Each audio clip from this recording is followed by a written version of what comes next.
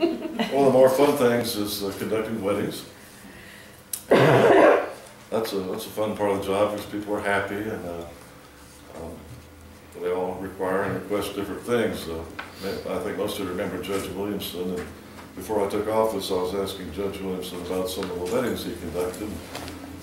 He said, well, the fastest one he ever did was a couple that came in and they were pushing, rushing, hurry, hurry, hurry, hurry. And if you remember Judge Williamson, he said, well, do you take her, you give her your wife? And he says, yeah, and do you take him to be your husband? Yeah, it's okay, you is. Those are fun. We also do administrative hearings. For example, if the state wants to suspend somebody's driver's license, so we have DPS hearings on those. Also, handgun renewals, issues that might involve revocation of a handgun license. I haven't had any of those yet. Oh, we have hearings on stolen property, how to dispose of it. Animal seizures, we do a few animal control issues where primarily animal abuse. You may have read from some of the cases in the county over the past few years. We also handle the failure to attend school cases, and that's a pretty big bill right there because it requires a lot of follow-up and a lot of work, and my clerks, our clerks do a great job with dealing with those. And quite frankly, I take that one very seriously because I think that those young people, need to understand that they have to have some responsibility, and parents need to understand that they're responsible. So if you hear rumors, it's probably true. I am very tough on the families with regards to not attending school. I don't want them to want to come back to my court. I find them, I give them homework assignments, I show them movies, I encourage them. I don't know if you're familiar with Dr. Benjamin Carson, but he's a brilliant surgeon that rose from the ghetto, really, troubled black youth, and I show his film sometimes to the youngsters there to try to motivate. Actually, they would have the kids applaud the first time I showed that. So you just never know what's going to work, but we try things. I try anything from playing daddy to playing mean daddy. So I am hard on the parents. If you hear that rumor, I expect them to get their children into school. We also serve on various boards. I serve on the bail bond board here in Houston County, and we have our mandatory training that we have to attend. Just to let you know that we do get involved in other things as part of our job. I recently had the privilege of being a training judge, and I trained other JPs as selected by the Justice of the Peace and Constables Association Training Center. That got to be too much of a burden because there's only 2 JPs here, and traveling around the state teaching was taking away my time. Besides, I didn't like the way they paid. I'm just about done. I'm hurrying. Proud to tell you that Judge Jordan, in his first tenure, his first term, was asked by Senator Nichols to serve on a committee for the state Supreme Court regarding Senate Bill 79, which is doing away with terminology and so forth with regards to small claims court. But Judge Jordan served honorably on that committee and did a great job with them.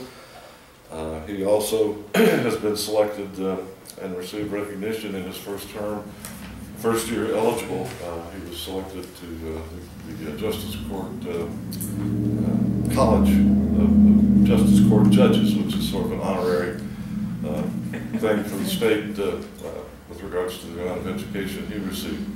And not to brag, but the other JP's been 5 consecutive years. Nice, smooth. The important thing I think that people need to understand about the JP Court is that it stands as a protection for the public to ensure fair treatment under the law. if folks in the community don't believe that they can be treated fairly in the courts and that they don't have some type of advocate, they're not going to have faith in our system. And I think it starts, well, it does start with the JP. They've got to know that they can come into the office and be treated fairly by somebody that they elect locally to represent them. It's a little bit different than being, I had a career in law enforcement, and it's a lot different because now I have to ensure that what law enforcement is bringing me, if they want to take somebody's liberties away from them, I have to ensure that it's done properly. I try to ensure that it's done properly and take the rights of our public into account. So sometimes I make law enforcement mad, sometimes I make the DA's office mad, sometimes I make the public mad. So you're doing your job? Yeah, probably try. And we do try hard. An important thing that I've had to understand is that a judge is not an advocate. So please understand that about the JP's office. We may see things that we don't agree with, and things that we don't like. But as a judge, we're not advocates. I had an old senior district court judge tell me one time, because I was discussing an issue that really bothered me. And he said, if you wanted to be an advocate, you should have run for the legislature. Mm-hmm. And okay, I'll shut up then. Listen. I think important to the community and important to the court is that we stay within our budget. Right, Melissa? Yes, you do. We don't ask for much. Of course, we do appreciate that 50% raise that we're going to get later in the year. What? And we do stay within our budget, and actually I think we operate as a profit center. Some months we don't collect as much as others, but and we have to recognize and remember that's not our primary function. But we do stay within our budget and try to be fair to folks and fair to the county as well. So that's what I have. Are there any questions? Be pleased to answer. Okay. Thank you, Judge. Thank you. Thank you. Good answer.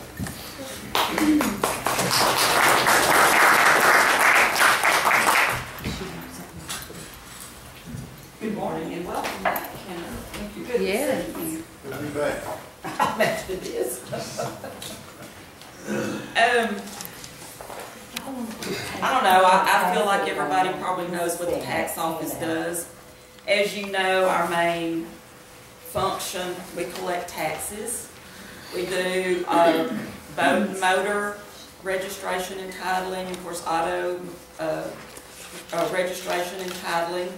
We also have voter registration in our office. Back many years ago, I'm going back 20 years at least, voter registration was as we could get to it. It was always put on the back burner. Now it is an everyday function. You cannot believe how people move around in this county.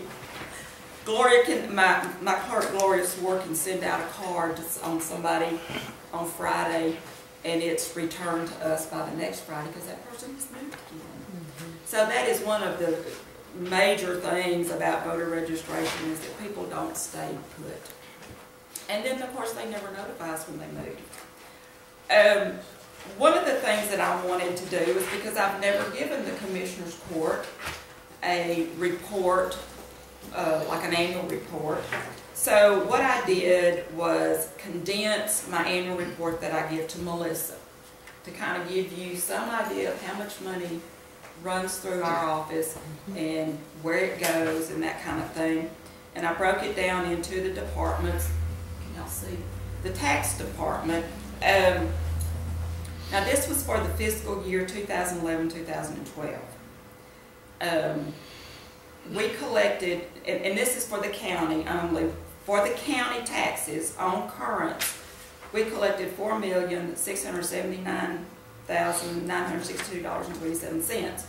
Of that, part of that went, well not that part, but then I've got a total over here. We collected $982,819.32 that goes to the different entities that we collect for, which is Grapeland Hospital, Houston County Hospital District, both emergency services districts. We also